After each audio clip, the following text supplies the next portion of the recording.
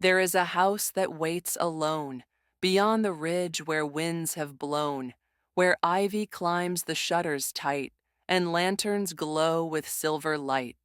It's not a house of dreadful screams, but one that hums in haunted dreams.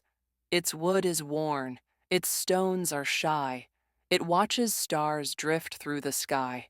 No road leads straight, no map is clear, yet somehow travelers wander near. They never meant to find this place, yet feel its pull, its ancient grace. They say it's quiet, always still, perched softly on the weeping hill. The kind of still that wraps around like fog that clings without a sound. A porch that creaks though none walk by, a bell that rings with no reply.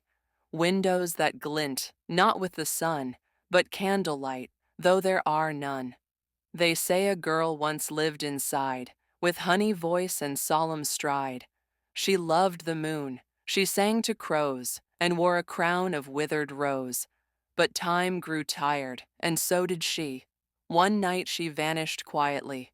No screams, no chase, no trail, no fight, just gone, as if dissolved in night. Yet some still hear her humming low, as breezes through the willows blow, a lullaby too faint to fear, that somehow draws the dreamer near. The Visitors. One autumn dusk, when skies were gray, three strangers lost their forest way. They found the house, a gift they thought, a place to rest, a night well bought. The door was open, lanterns lit.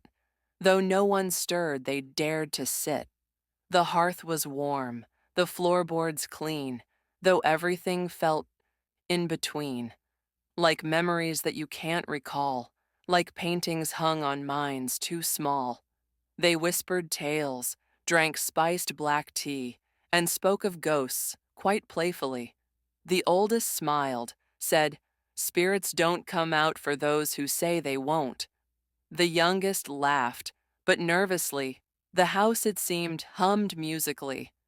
At 10 the wind began to groan, though still the house was not alone. The fire dimmed, the shadows grew, and whispered things they almost knew. A girl in white stood by the stair, her eyes like dusk, her hands like air. She didn't move, she didn't speak, but watched them all, both strong and meek. The travelers, half lost in sleep, felt no need to run or weep. Instead, they asked her name and why she looked so sad beneath the sky. Her lips were still, but thoughts unfurled. "I'm only here between the worlds. I wait until the world forgets, until the house repays its debts." And then she turned and climbed the stair, as softly as a whispered prayer. She vanished past the hallway bend, where stories go but never end. The night that drifted. The guests, they stayed and dreamed of sea, of distant bells and bended tree. They slept so deep, they almost woke, but morning never fully broke. The sky stayed dark, yet never black. The clocks ticked on, but never back. Time here was stitched, not whole and true. It swayed in place like ships might do. The second night, they heard a song, a child's voice, both sweet and wrong. It told of bones beneath the stair, of dreams that danced but led nowhere. Still, no true fear took hold their chest. They felt more calm than dispossessed, as if the house itself had planned to hold them close with gentle hand. They wandered halls that twisted long, with mirrors framed in silent song. One showed their past, one showed their face, another showed an empty place. And somewhere down the hallway's bend, a door appeared that said "The End," but no one touched it, not just yet, for in this house one must forget the sleep of houses. You see, this house, so wide and deep, it does not trap, it only sleeps. It dreams of those who pass its gate, and dreams of time and dreams of fate.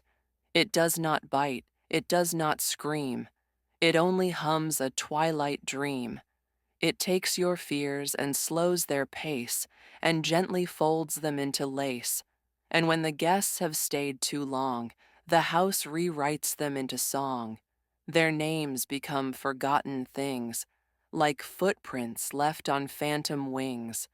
So if you find the house one day, while walking dusk in lost array, don't run, don't knock, don't speak aloud, just sit and breathe beneath its shroud. You'll see the girl, you'll hear the floor, you'll know the weight of every door. And in your dreams, if dreams grow deep, you'll understand why ghosts must sleep. And if you wake at morning's kiss, you'll find you carry none of this. The house will fade, your thoughts will clear, and only calm will linger near. But listen, when you hear a tune that feels like fog or folds of moon, remember her, remember night, and houses humming out of sight.